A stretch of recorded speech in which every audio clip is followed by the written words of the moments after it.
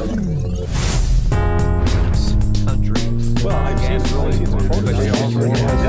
seen and Ukraine's NATO facility.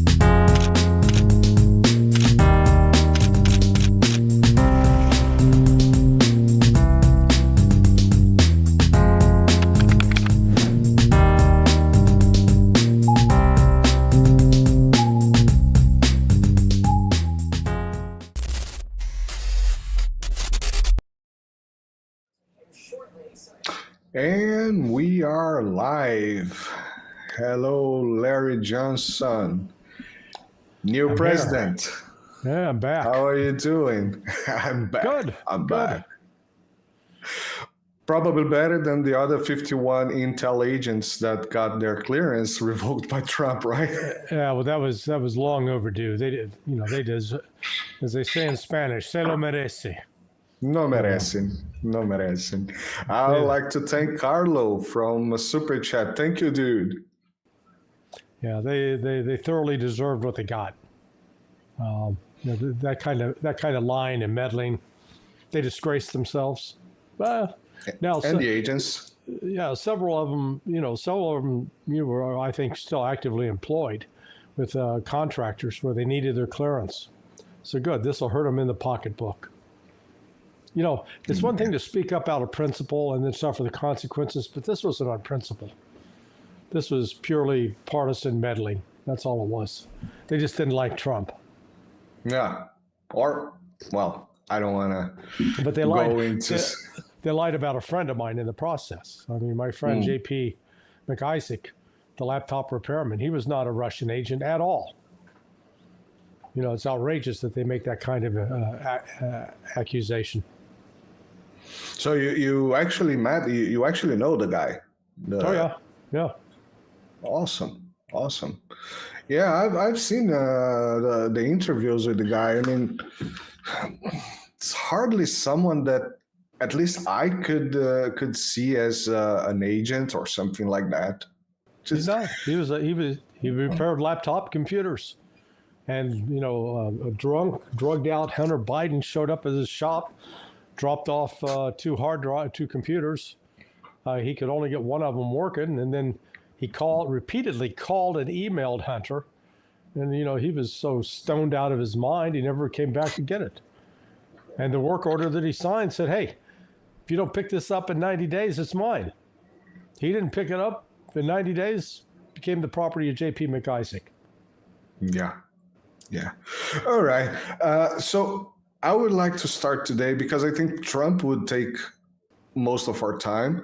But I would like to start today talking about the Israel-Palestine ceasefire. Well, Israel-Hamas ceasefire. What do you take from that? It's temporary. They got it done because Trump told them to get it done. We'll see. The odds are it's not going to last beyond 16 days. But Israel is still limited in what it can do. All it can do is drop bombs and kill unarmed women and children, committing a form of genocide. But Hamas has, apparently grown in strength, not diminished over the course of the last 15 months. But we've seen this before. The end of the second Intifada, 2005, was the result of an agreement at Sharm el-Sheikh between, I guess, Abbas and Sharon. That didn't last. Within months, Hamas and the Palestinian movements there are at least 14 different Palestinian liberation movements, not just Hamas. They were firing rockets into Israel, and Israel continued to arrest and detain Palestinians at just a horrific rate. So, this thing's not going to end until there is finally a Palestinian state and Israel is put back in its box. I don't know if we'll ever see that. Yeah, that's a tough call. I found interesting that just after that, they started this Operation Iron Wall, going after Jenin in Syria. Yeah. And we can already hear Hamas. Yeah. Was it Jenin in Syria or in the West Bank? On the West Bank. On the West Bank. Yeah, it was with the West Bank, not Syria. Yeah, and we already see Hamas calling for some response from the other groups, like, I don't know, probably Hezbollah, to deal with that. So yeah, it doesn't look like a very enduring ceasefire on that matter. Yeah, no, it's not. This is there's still a core of the Israeli government that wants to destroy the Palestinians, eliminate them, exterminate them. Right? We need to take them at their word that that's what they're about. They're not looking for any kind of compromise, no negotiated outcome.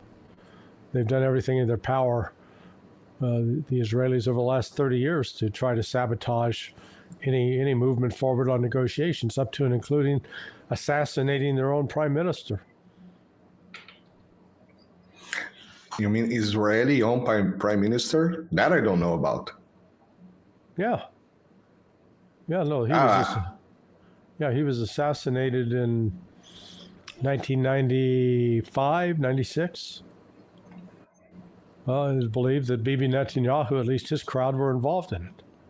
Oh. There was a right-wing, the progress had been made on the peace talks, and they were moving forward.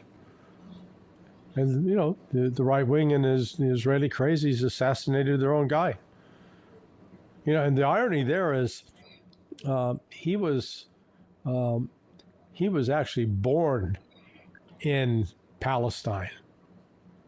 The rest, like Yitzhak Rabin, Menachem Begin, they were all born in Poland and Ukraine. They're not native. Shimon Peres was native born. And that's probably why he was. And that's why, exactly, that's why he had lived with the Palestinians, with the Arabs, with the Muslims, with the Christians. He knew that it was possible to live with them and to live in peace. And that's why he was murdered by a Zionist fanatic, a zealot. And there's been allegations that Bibi Netanyahu was involved with that. So, like I said, if they're the Zionists have done everything they could in their power to sabotage the peace process over the years, they're not going to stop. That's what keeps us waiting for the next move. Yeah. So, since we talked about Netanyahu, he was not invited to Trump inauguration, right? Yeah, apparently.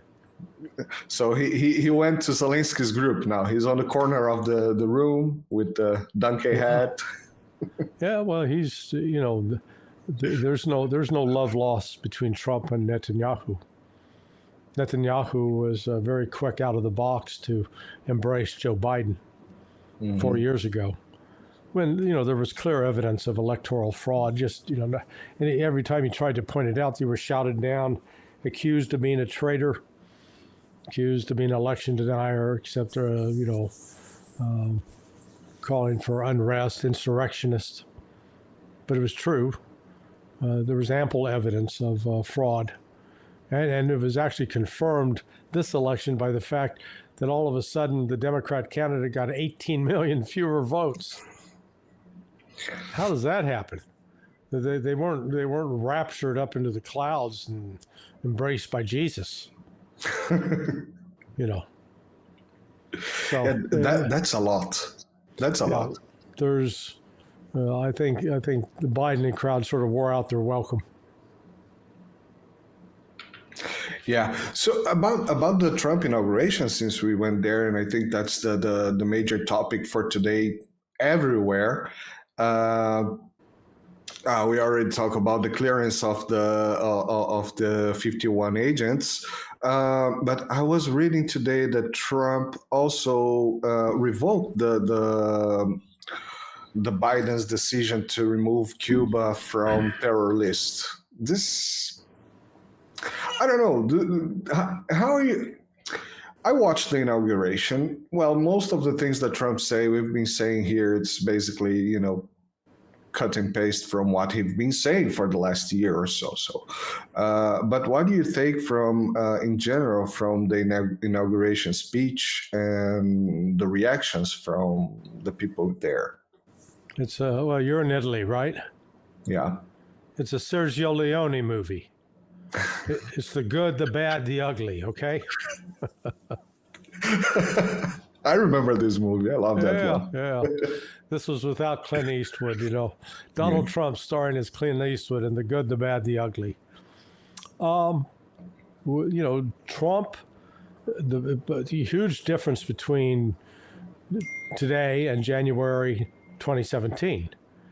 January 2017, Donald Trump was just, I think, sort of overwhelmed with the spectacle, new to it.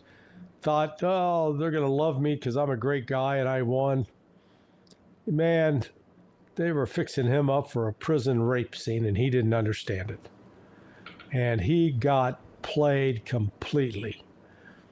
Selecting someone like Rex Tillerson to be Secretary of State and Mad Dog Mattis to be Secretary of Defense and John Kelly to be Secretary, his Chief of Staff, and, on down the list. Ultimately bringing in John Bolton. He screwed himself. He selected the CIA director, Gina Haspel. Then he fired Comey and replaced him with Christopher Wray. And the Department of Justice was, didn't fight back aggressively against those that were trying to go after Trump, investigate Trump and attack Trump. So, I mean, this time he knows what the game is. Hey, these people don't like me. These are some bad people. So right off the bat, I mean, he sent a clear message yesterday. Mark Milley, even though he got a pardon from Joe Biden, if he didn't do anything illegal, why does he need a pardon? People say, well, what about Michael Flynn? Well, Michael Flynn was unjustly convicted. So he had actually gone through a judicial proceeding. He'd been charged, unjustly convicted. I think it would have been overturned in appeal, but he got a pardon.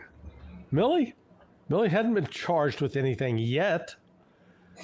I still am of the opinion they ought to call him back and court-martial his fat ass. But yesterday they rested no time. It took his portrait off the wall. He doesn't deserve to be there. He is he betrayed his uniform and his duty.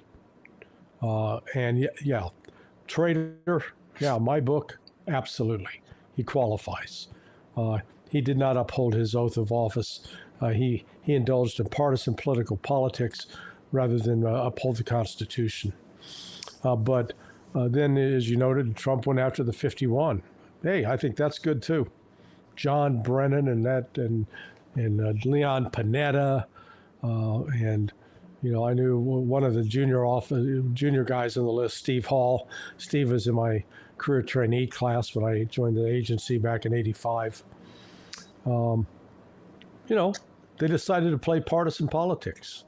So Trump's good on cleaning that up. But on the bad side, taking Panama off putting them back on the terrorism list. What acts of terrorism have they committed? What acts of terrorism have they sponsored? None. It's just a lie. So maybe Trump's doing that so he can have negotiating leverage, something to negotiate with them on. There were, I haven't gone through the whole list. I don't have it committed to heart or memory. But, some of the executive orders made a lot of sense. Some did not. The withdrawing from the World Health Organization. Yeah, hey, let's put that back on, solid, on a solid platform. Well, what was more concerning are some of the things that he said as opposed to what he did, in terms of signing executive orders and such. He made comments when he was signing a bunch of executive orders about the war in Ukraine and Russia. And Trump really believes that Russia has suffered enormous casualties, really suffering from the war, and its economy is suffering. Well, that's not true. Now, why does he believe that? I don't believe he believes that because that's what he has assessed the situation independently. He's listening to either his own staff brief him and or the CIA brief him, but whoever's briefing him, they're lying to him. They're not telling him the truth. So he's going to call up Putin, and he's going to have this assumption, oh man, the Russians are hurting. They can't wait to get out of this. Putin's going to say, hey, here's our non-negotiable positions.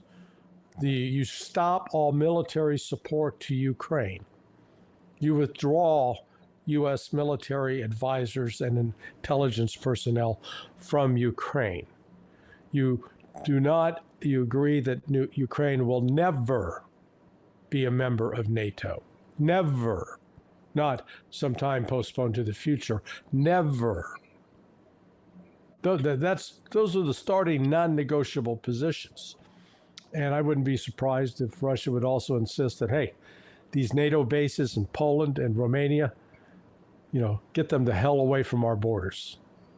Mm-hmm. Mm-hmm. All right. So on that point, Trump's in for, a rude awakening. His comments about Panama. Well, we're going to take the Panama Canal back. Good luck with that. Because if you do that, you're going to violate your promise not to get us involved with meaningless wars. And, he let it slip, or made it clear why this is now an issue. He's upset because the Chinese control the canal. Well, the Chinese manage the container ports. So that canal is primarily used to transport commercial goods, oil, gas, from the Pacific to the Atlantic and vice versa. At the north end of the Panama Canal, you've got three major ports. And each of those ports, we got the big cranes, they take the 30, 40-foot containers, move them off and set them aside. That's all under the control of the Chinese and has been for about, 20 years. I mean, that was the case when I was traveling there frequently prior to 2005.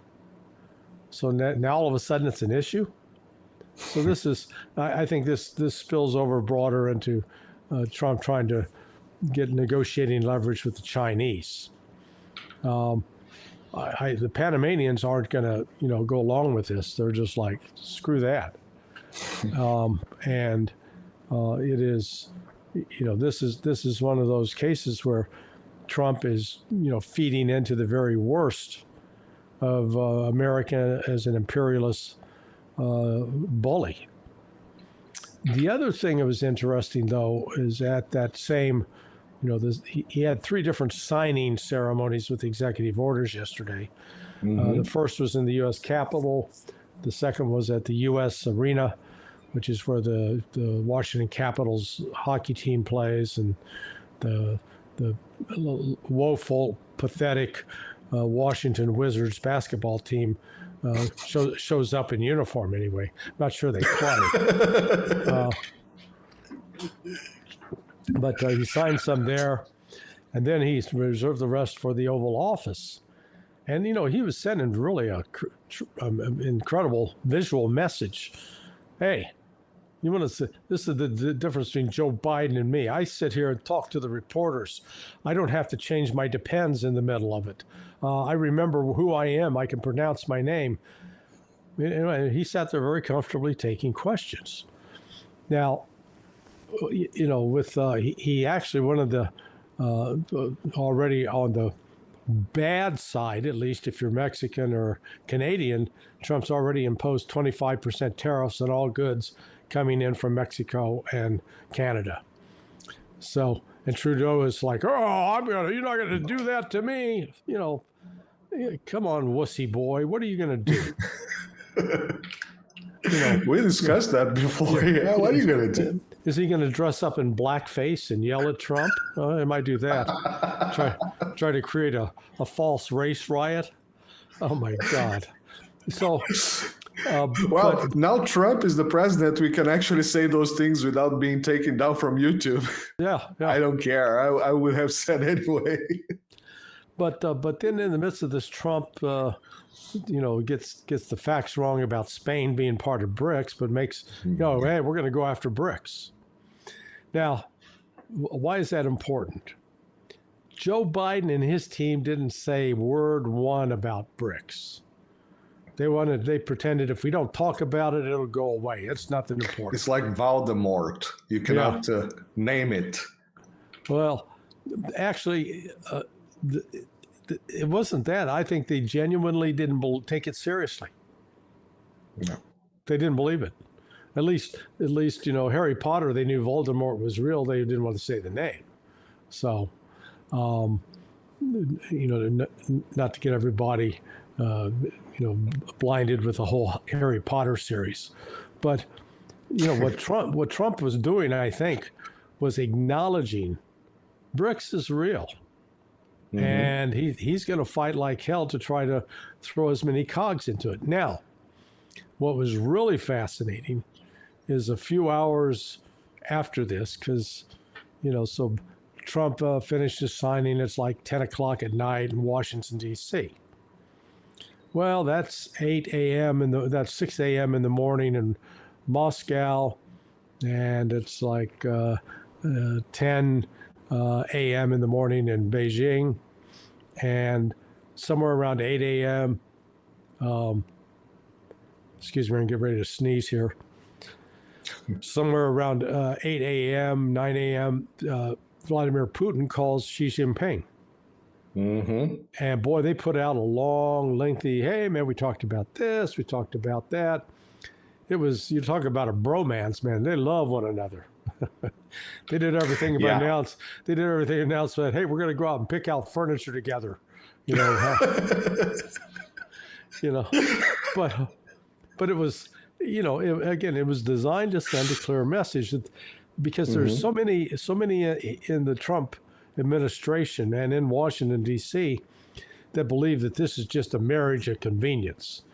That this is like one of those arranged marriages in the Middle East or in India where, some 60-year-old obese fat guy with bad breath shows up and, they present him with some 16-year-old bride. So it's not only statutory rape, but the girl's terrified. No, this is not that kind of relationship. This is a genuine relationship of friendship, mutual economic interest, mutual strategic military interest. And, Trump was presenting really a 19th century vision of America. We're the best. We're going to take the world over. We're going to show you how it's done. And, that's why he's big on McKinley, President McKinley, who was, notorious for being an aggressive. He wasn't your traditional imperialist. He was sort of, let's call it the American imperialism. So Trump was echoing a lot of those themes. Well, Russia and China ain't playing. Now, the good news is Trump wants to talk to them. Trump will talk to them. And Trump and his desire to be liked, I think, will finally come around. We'll see. So those are three of the, let's call them the ugly things, or the bad. I think you were spot on this. Of course, on this China thing. Last time we talked, you already have mentioned the China theme about the. Hey, let's just correct it. I'm always spot on, okay? That's right. Sorry. That's right. Sometimes I got dragged into my own minding. But that's true. But that's true. I'm sorry to interrupt. My bad. No. But perfect interruption, because that was on my notes here that I want to talk about. Because the thing that called me most the attention about the recent Trump's talks, because most of the things, as I said, we have been discussed for almost a year, and from his inaugural speech. So very little news. one thing that caught my attention was the way he was, treating China, massaging China. Yeah, well, if we're going to talk. He had a recent call with Xi Jinping, and yeah, we are going to make the world safer together. That for me was a red flag. Oh, he's trying to pull China away from Russia. That's what he's doing. Because the first thing that came from my mind was the when Xi and Putin, the toast picture, and they one said to another, I think it was Putin that said to Xi, we are modeling this century together. And that was, a very powerful sentence. And as soon as I saw Trump saying that, I said, shit, there you go. There you go. He's going to try to do everything for China. And at the same time, he does this Panama stuff. So I got a bit puzzled on that too. Yeah, leverage, Well, let's pay attention to what Putin and Xi said. So here's some of the readout. So Putin did confirm the readiness to negotiate with the United States on this Ukrainian settlement, but it's along the lines of what I talked about earlier: the demilitarization of Ukraine, which means end of NATO exercises, end of NATO military support for Ukraine, and Ukraine basically getting rid of its army. But it said Putin and Xi also discussed the relations between Russia, how Russia and China were both going to deal with the United States, and in light of that, now Trump's in power. And Xi told Putin, he said, "Hey man, here's what I talked to Trump about." And he says, this conversation, this is the interesting point. We didn't set this up because it was Trump's inauguration. It was a result of an agreement or based on contacts we had in December. So this was already arranged well in advance with the Chinese, which would indicate they had not had any success arranging such conversations with Putin. But this Putin and Xi talked for an hour and 35 minutes, and that's so a lot. But the fact that they put this kind of extensive readout out to the public is just a further sign that they understand that Trump and the West are trying to create a rift. They're going to try to punish. They're going to try a whole variety of tactics. I think both Putin and Xi recognize that the biggest challenge will be insulating BRICS from U.S. sanctions. But the reality is that's why BRICS has come into being. U.S. sanctions have convinced everybody we can't trust those damn Americans. They're going to try to steal our money. They're going to try to prevent us from having any kind of commerce with one another. So this comes to an end. Yeah. Exactly. That is the whole point of BRICS. BRICS is still a very it's not a big deal yet. We know that's still forming. We have issues inside. Brazil is an issue at the moment. South Africa not a big shot. India is still playing it hasn't still understand everything, but it looks like they are, getting very disappointed with America, and perhaps they're going to pivot more towards the East. But in any case, BRICS is still not this huge power that people imagine. But yeah, of course, it's there. It's going every year. It's every year. The event of the year from every year for the last 3 years is big BRICS Summit. Basically, and every year is bigger.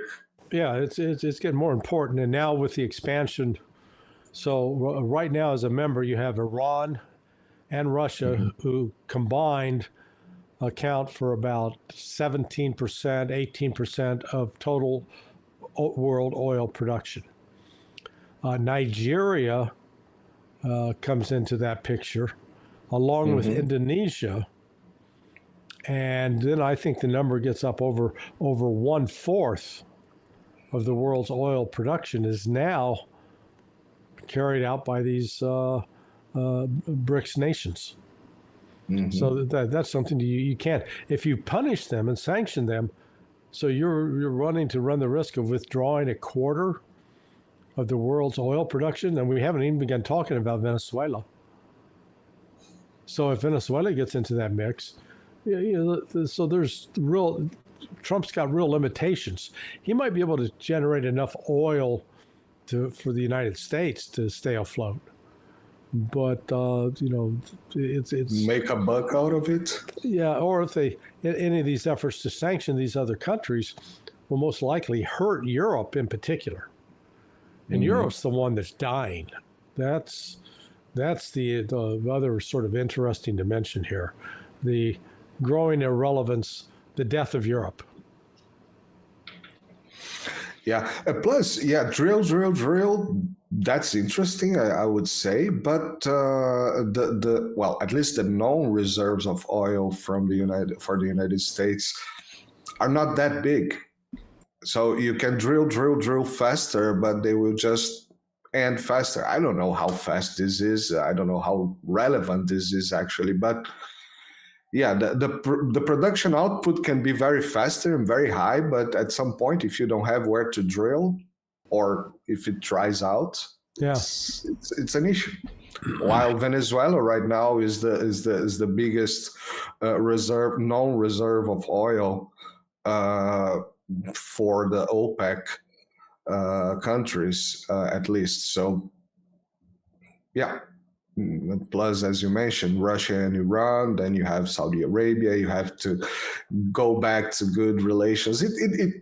Trump kind of signed it that he's going after Saudi Arabia as well for good relations again, perhaps. Well, Yeah. well, look, what Trump does is he makes it clear, so other nations will not be confused, that he's going to benefit the United States. That's his position. Mhm. How does it benefit my country? Okay, and which is I actually think, while even a country like Panama resents the imperialist hubris of the United States and staking a claim to the Panama Canal, nonetheless they also do appreciate that at least they're not trying to guess what the hell Donald Trump's thinking. He said it right. There's no mystery here. This is not a Sherlock Holmes investigation. Exactly. You point out this fact that he just sat down and started signing whatever he needed to sign the first day. That was very particularly. That's very Donald Trump. He did the same the first time. I remember all the time seeing his signing like papers. this. Not like that. He didn't do this the first time. Yeah, but he had no idea what to do the first time. I mean, he did the number that he signed on the first day were, it was described over 200 executive actions, maybe 40 to 50 executive orders, but then other executive actions, decrees, etc. No, it was quite a show. But again, it reflects they prepared this. Trump, what it highlights is that unlike 2017, Donald Trump was prepared for this moment, and he's not backing off at all. Yeah, exactly. Yeah, what I meant was basically he was working his ass off, and he always sent this image. At least I always saw as a guy that there's work needs to be done. Let's do. And this time he was left with a mass in his hand, but. Yeah, I think the most important thing that we haven't discussed today is where the hell was Michelle Obama? Big Mike. There's some. So there have been rumors swirling that her and Barack are headed for a divorce. She by not showing up, all she did was feed into those rumors. Now. There was other reports that she wasn't going to be a hypocrite. She hates Trump, and she wasn't going to go there and pretend to be polite. So at least you can give her credit for being, true and honest to her feelings. She wasn't going to go sit there. I mean, I thought it was hilarious watching Hillary and Bill Clinton sitting there. And man, Trump in his inaugural address was just terrible. He was attacking the Clinton policies, the George H.W. Bush, the George W. Bush policies, and the Barack Obama policies, as well as the Obama policies, but not by name. He's just describing the policies and trashing them. And they had to sit back there and smile or just, avoid standing up and trying to choke out the president, at which point they would have been shot by a Secret Service agent. So it was, but it was also sort of, hey, getting your political opponents to show up and to have this peaceful transfer of power, quite a different scenario from what happened 4 years ago. Because 4 years ago, the Democrat meme, the narrative was that that the Trump people tried to foist an insurrection and to change the outcome of the election. Well, the election was fraudulent to start with. Mm-hmm. And any attempts to protest it, the Democrats were using the ultimate tactics of accusing your opponents of doing what you've done. So they accused the Trump supporters of insurrection when they were the actual ones involved with the insurrection. They deployed FBI undercover agents or assets in the crowd with the specific instructions to stir up a riot, to create an incident, to storm the Capitol. It was all staged. It was all manipulated. And it was all done to try to discredit Donald Trump. And in tandem with that, the plan was they were going to go full bore to charge him with anything and everything. I mean, they really thought that they were going to get him on at least one or two of them. And they failed. They failed across the board. Yeah. So, Trump got to take a victory lance. He was doing a tap dance on their graves yesterday. Yeah, I noticed that. That was fantastic. And the people were there just like, yeah. Except Joe Biden. He was kind of sleeping. Yeah. All right. LarryJohnson, I think, do you think, is there anything important that we forgot to cover today? There's still talks for a lot of time. Ukraine. For this Trump. Well, yeah, Ukraine. Well, is there still Ukraine? I guess Trump just cut relations for the next 90 days. It's just, I had wrote this again, the Ukrainian military situation is becoming more dire with each passing day. So, they're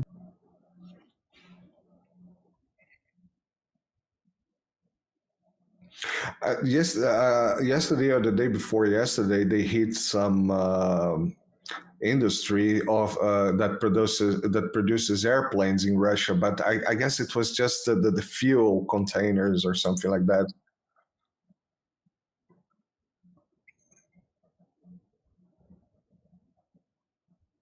Mm-hmm.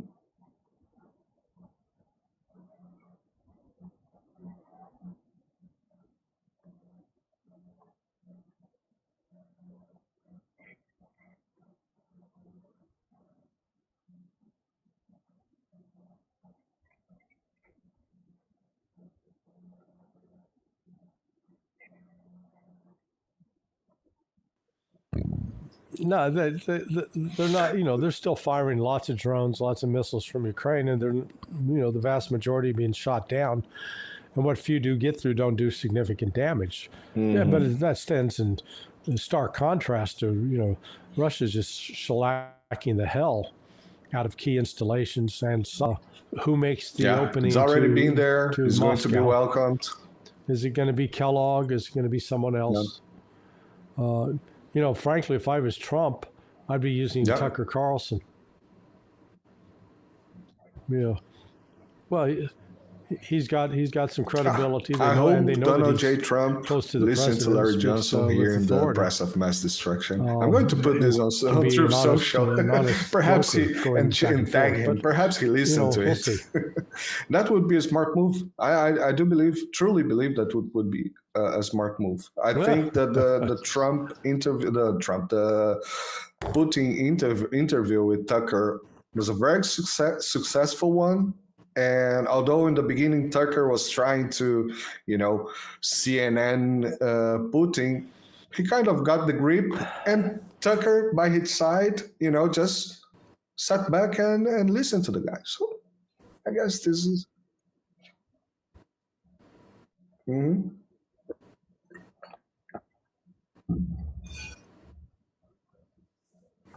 Well, it all goes to assumptions. So let's say that you and I are in negotiation. So here's the reality that you have an audience of 4 million, that you have a monthly income of $100,000. Okay, that's where your actual condition is. However, I believe that you're just a new guy starting up an a video channel, and that you don't really have any subscribers, and that you're desperate for money. And so I'm going to come in and I'm going to offer you a chance to partner with me, and I'm going to pay you $20 a month.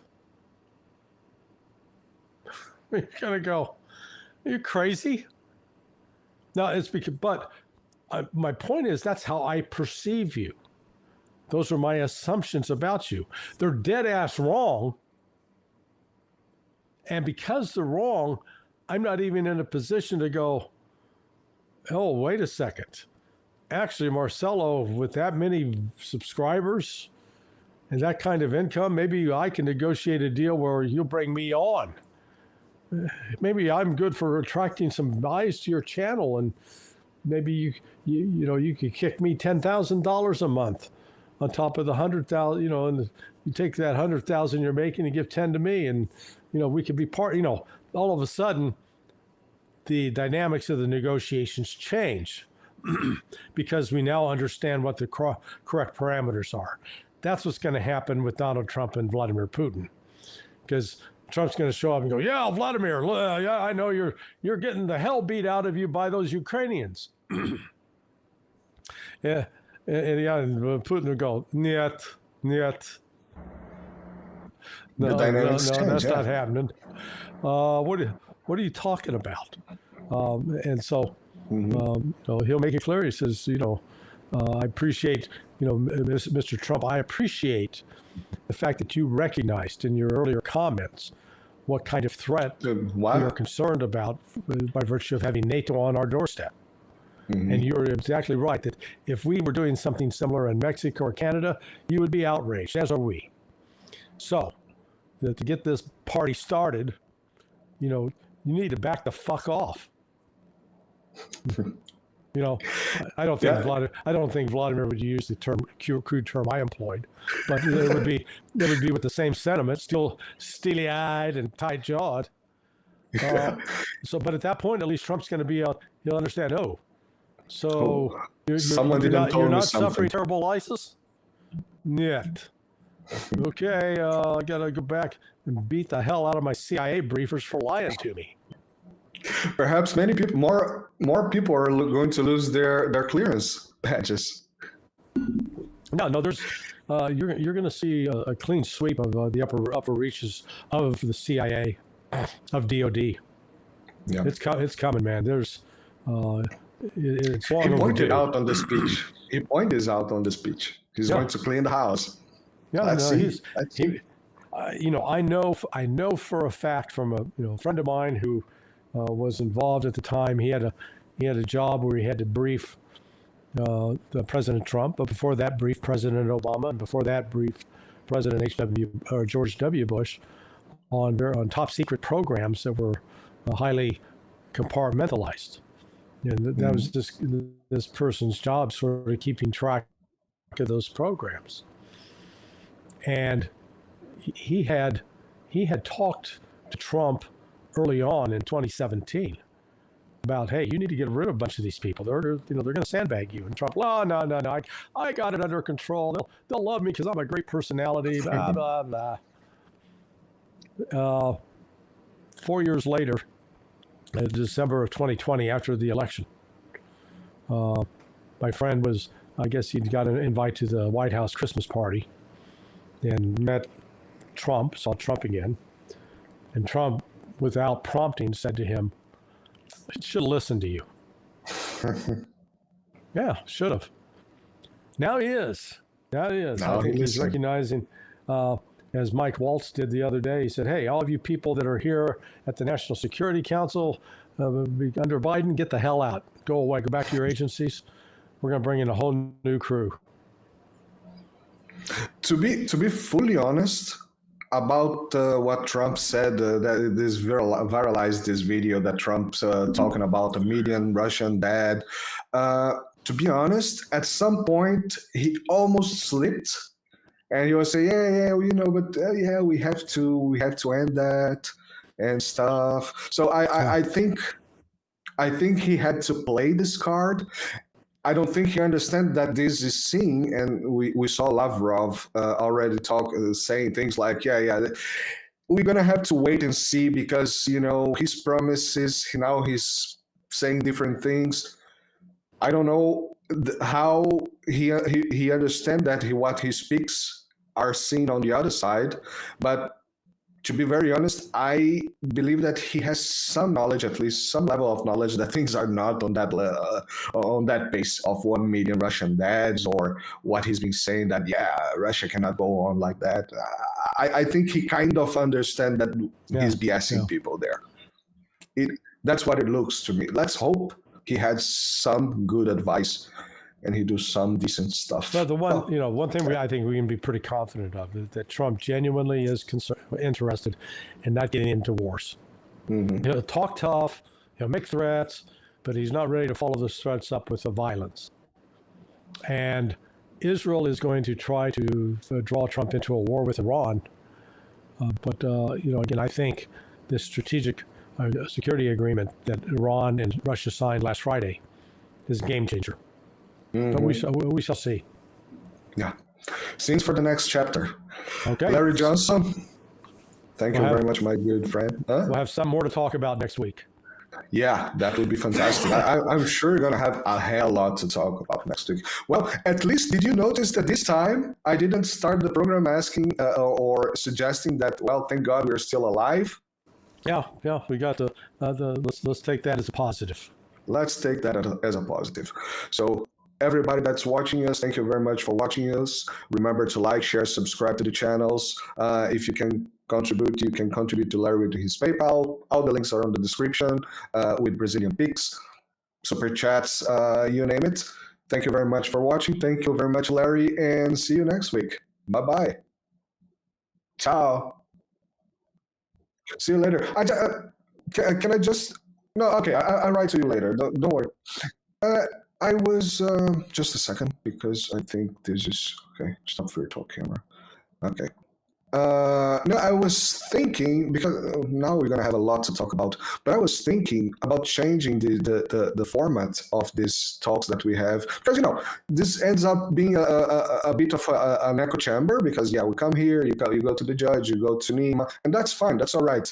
But I was thinking about some kind of program, and you tell me if you like the idea, where we can discuss your... whatever it's obviously possible to be discussed, your experience with intelligence. For example, the Russia that you always mention, the Russia